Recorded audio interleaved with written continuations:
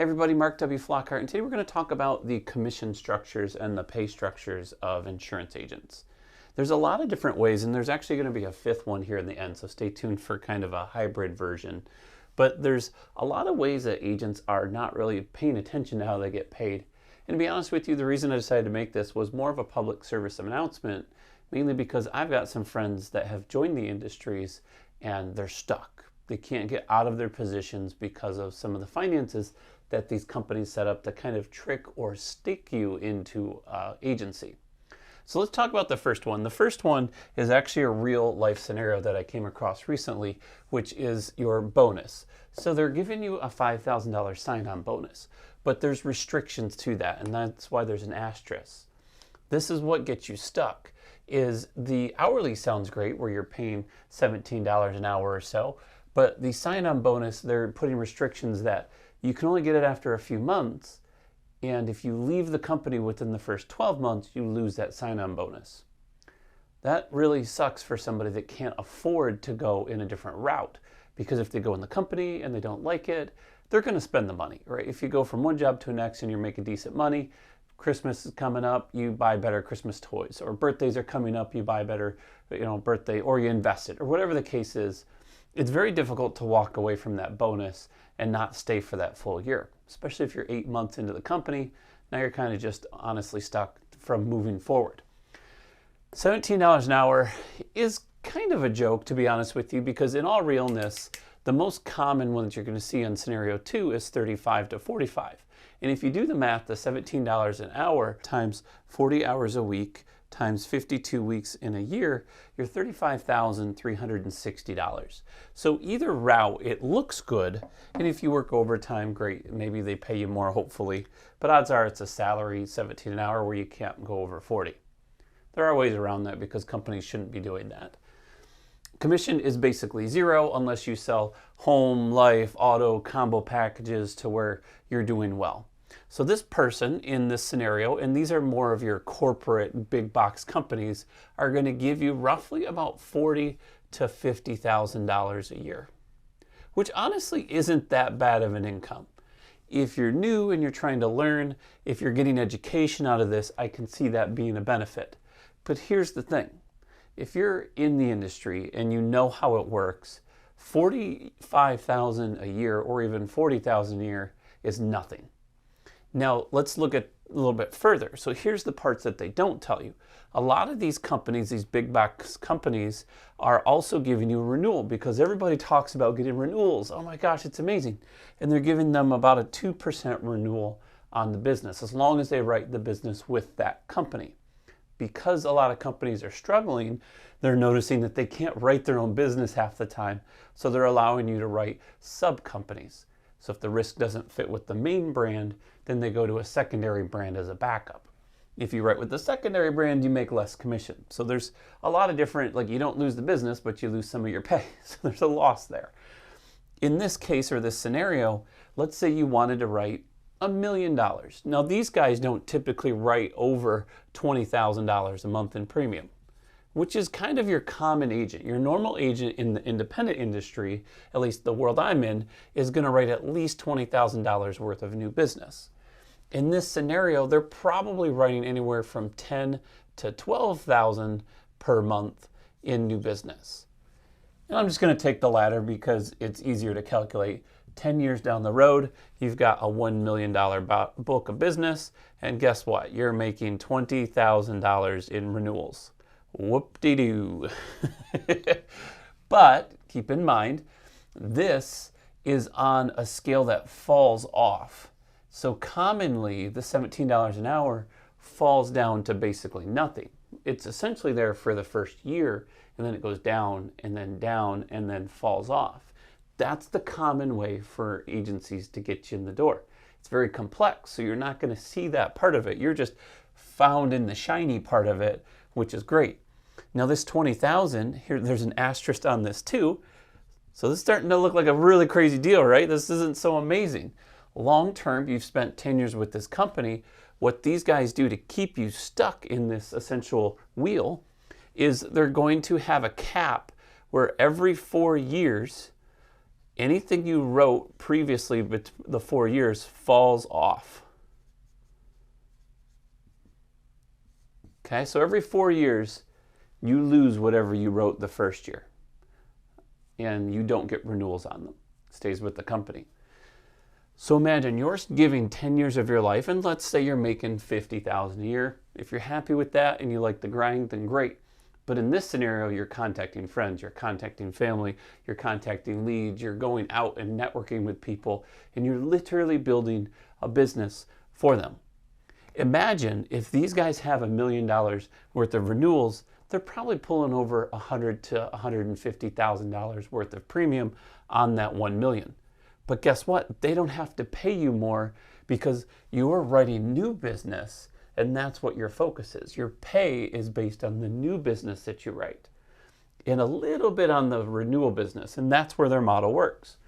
Honestly, I don't like this model. I think it's kind of not necessarily scammy, but it's just not in the benefit of you.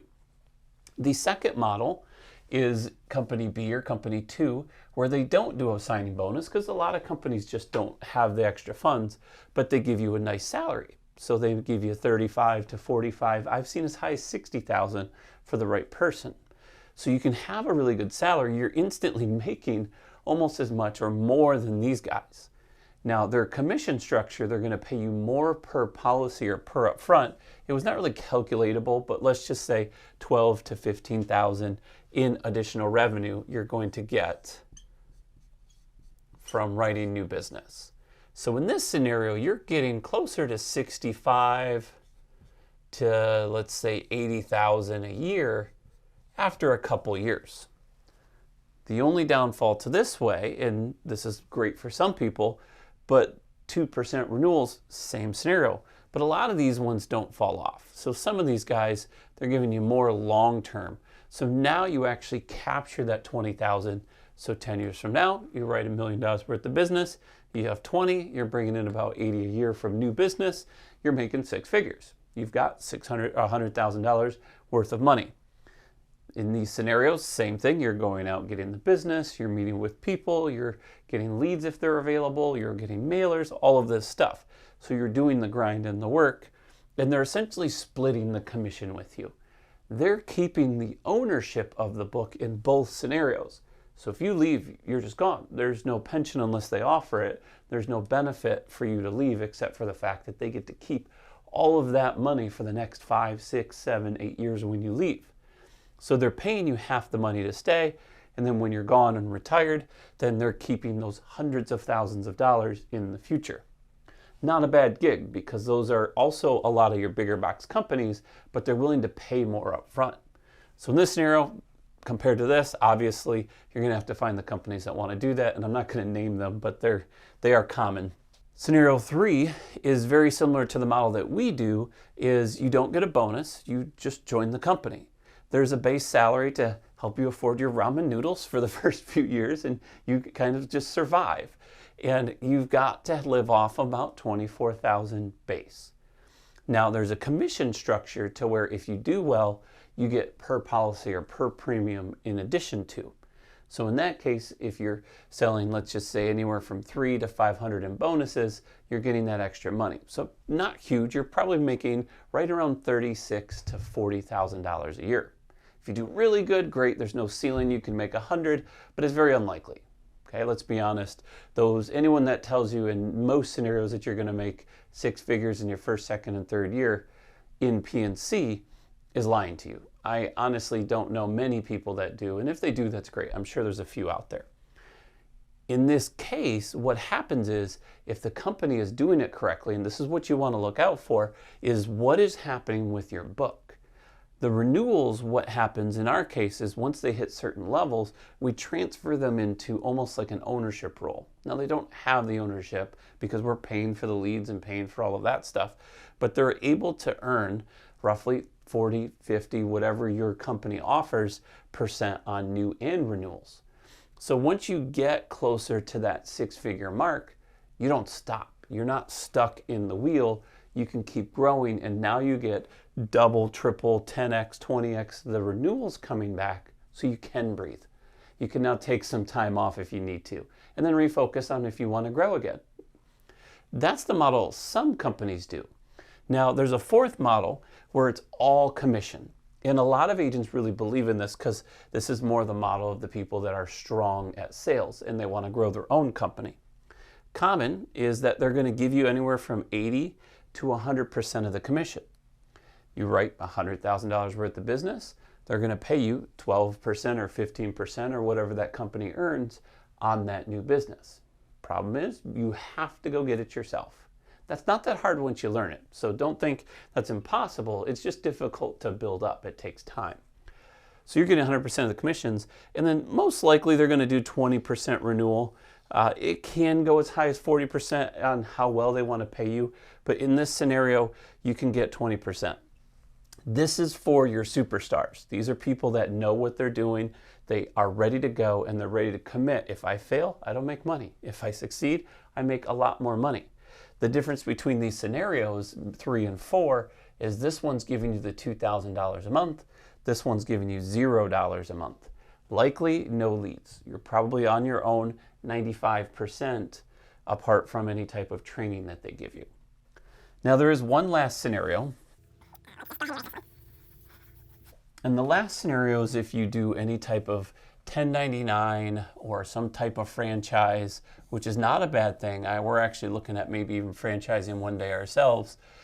But what they're going to do is they're going to give you all of the commissions on new business. So no bonus, you actually pay them money to be part of them. So there's like a $2,000 fee, or maybe there's a $35,000 fee if it's a franchise, right? It just depends on the company. Not likely this one because you have too many more options out there that are better than that. So a $2,000 fee. Keep in mind, by the way, you don't own any of the book of business in any of these scenarios. Ours has a little bit of an out where you actually get equity, but it's a different scenario. And this isn't our exact one.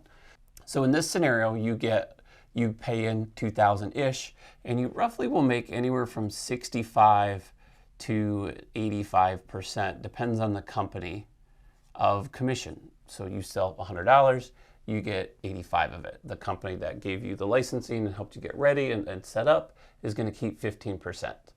Hopefully there's a cap on it, but there's a lot that don't cap it. And then the renewals, same thing. You're going to get 65 to 85% in renewals, and that's it. You're essentially running your own company. You've got to get your own LLC. You've got to go get everything set up. You got to have legal. You have to have your E&O insurance. You have to have all your licensing put into place. You have to pitch your idea to certain companies. You have to work with a lot of stuff. So this is more of the I own it, run it, and keep it type. Now you get all of this business. The only thing you have to be very, very careful of is that when you're doing this model, don't personally, unless it's something you're willing to give up, don't join a company that has restrictions. And what do I mean by restrictions? Don't join a company that says, well, if you leave us, you pay us a 25% fee to take your book away. Or if you leave us, we require that you sell your book of business in network. You have to be part of our network. Or if you leave us X, Y, and Z, there's penalties to leave. There are plenty of companies that don't have these penalties. If the company is really strong and really good and is going to help you, you've got to decide whether that's worth having these fees or not. I personally don't want them. I don't think that I would need them in any scenario.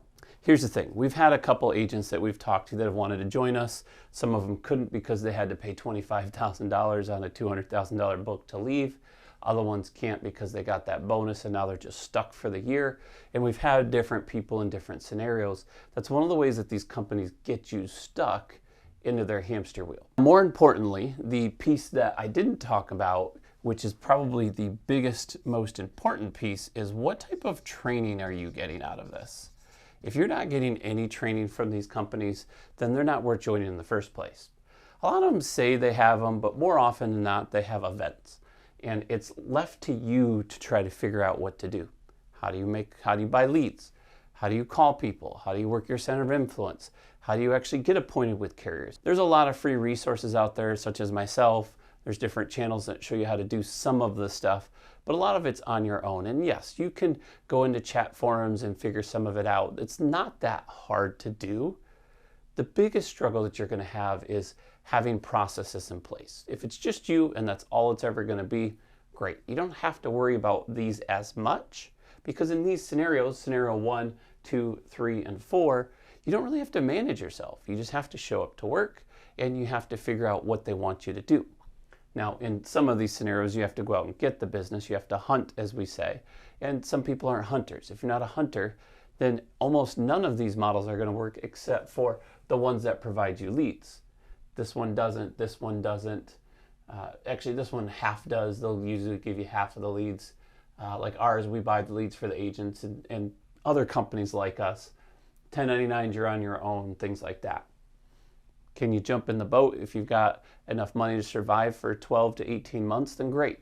You can go 1099 or you can go to franchise models and start building and growing and learning, because you're going to lose money doing that. It's a learning experience. If you're not afraid to say what your current commission structure is, go ahead and leave it in the comments below and let other people. We're not going to name names of companies because this isn't about searching for the best fit.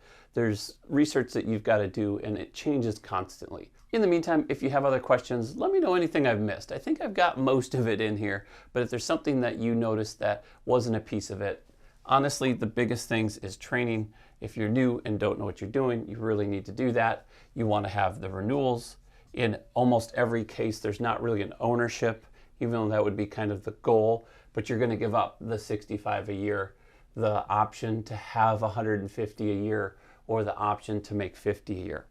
That's essentially one of the gives and takes to where you may or may not have ownership of that book when everything's said and done.